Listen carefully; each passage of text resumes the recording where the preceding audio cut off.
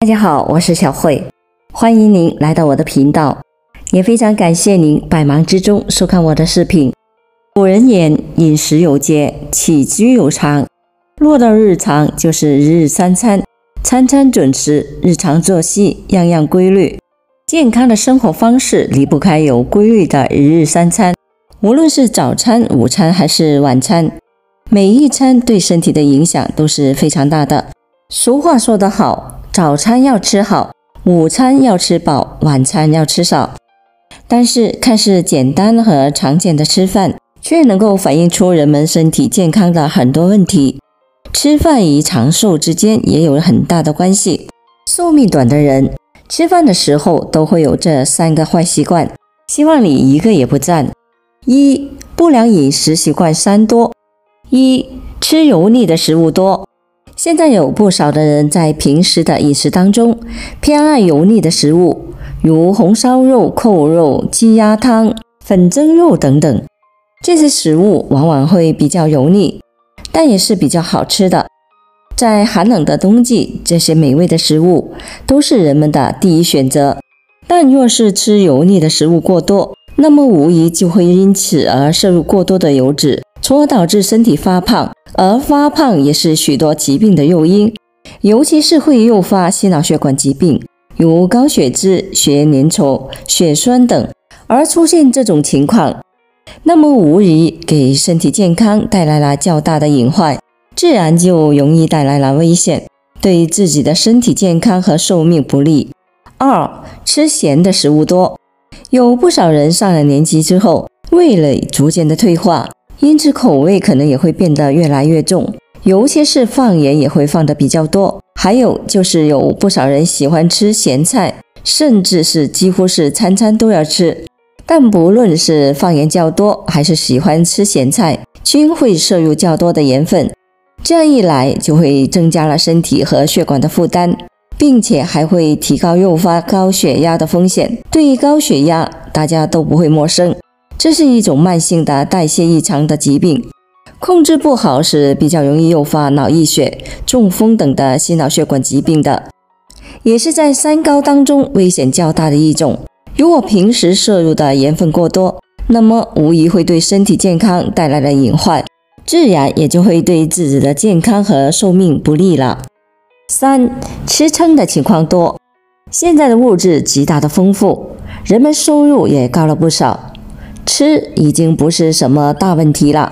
再加上现在的食物越来越好吃，许多人在吃的时候往往不注意控制，总是喜欢大吃大喝，暴饮暴食，从而经常导致吃撑。吃撑其实对身体来说是非常大的负担，尤其是会增加我们消化道的负担。还有就是经常吃撑，不仅容易使得身体发胖、体重增加，还容易带来一些疾病，尤其是比较容易导致3高病的发生。在现实的生活中，有不少人患病，其实就是与平时饮食有很大的关系，并且吃饱喝足后又不爱运动，这样自然身体素质就会下降，也就容易导致疾病找上门来。2. 不良饮食习惯良少。1. 吃蔬菜水果少。我们大部分人一般都是喜欢荤食，而不太喜欢素食的，我们从小也是如此。不过如果只是一味的吃肉食而不吃蔬菜水果，那么这就是饮食不均衡了，也就是俗称的挑食。挑食不仅营养不全面，而且只偏爱肉食的话，身体是比较容易发胖的，免疫力也不太好。蔬菜和水果含有我们人体所需要的膳食纤维和各种的维生素，这些均是人体所不能缺少的。若是缺乏了，那么不少身体上的毛病就会出现，甚至可能会导致大病的出现。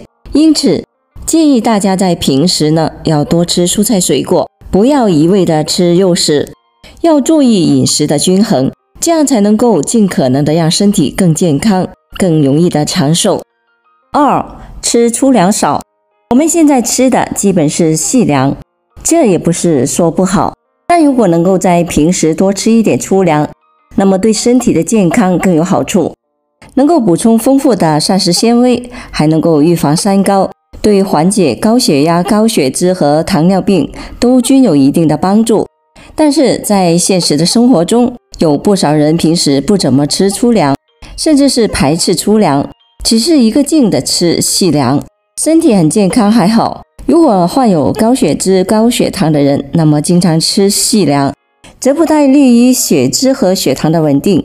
因此，建议在平时生活中多吃一些粗粮，吃点燕麦、红薯、荞麦、玉米、豆类等等，对身体的健康和血管都均有好处的，对长寿健康也有好处。3. 那么我们到底该怎么吃呢？吃个饭还那么多讲究，但残酷的现实就是不懂吃饭很可能会给健康带来了风险。在权威医学期刊《柳叶刀》发布了一份研究报告，其报告中就显示，根据对195个国家和地区的研究发现，全球约 20% 去世的人都是由于饮食不良的问题所导致的。所以一天3餐几乎影响着我们寿命的长短。那么正确的饮食习惯应该包括哪些呢？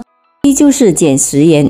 根据柳叶刀的建议，每天食盐推荐量最好不要超过6克，因高钠饮食是导致心血管疾病的一大原因，而大多数人的每日摄盐量远远的超过了推荐量。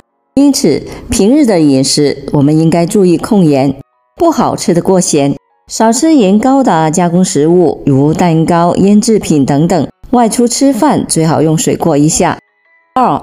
多吃杂粮，可以适当的将精米白面换成杂粮，全谷物中的微量元素有助于满足人体的矿物质所需，以及起到保护胰岛的功能。推荐成年人每天应该保持摄入100克到150克左右的粗粮，首选是燕麦、薯类、小麦等等。3. 补充膳食纤维。柳叶刀多次表扬膳食纤维，认为其是长寿营养素，每日摄入25到29克膳食纤维是有利于长寿的。含膳食纤维的食物主要有3大类：全谷物、杂豆、薯类、糙米、燕麦、鹰嘴豆、红小豆、绿豆等，还有鲜香菇、金针菇、蒜苔、木耳、猕猴桃、橙子、桑葚等。怎么吃才能够补够膳食纤维呢？很简单的公式：30克的膳食纤维大约是50克的全谷杂豆，再加上500克的蔬菜，加上250克的水果，再加上10克的坚果，如全谷物玉米50克，燕麦50克，再加上杂豆类50克，加上蔬菜250克的菠菜，100克的金针菇，100克的胡萝卜，50克的木耳，加上水果150克的猕猴桃，100克的苹果，加上10克的坚果、松子。按照这个公式搭配饮食，基本能够满足人体对膳食纤维的需求。家中有什么类似的食物替换也是可以的，只要补充足够的膳食纤维，就可以满足人体的正常所需。主要的膳食风险因素来自于高盐、高糖、高油饮食，蔬菜、水果、全谷类的食物摄入不足。在减少食用不健康食物的同时，也要增加健康食物的食用。老话常说，吃饭7分饱，健康活到老。若要身体安，3分饥和寒。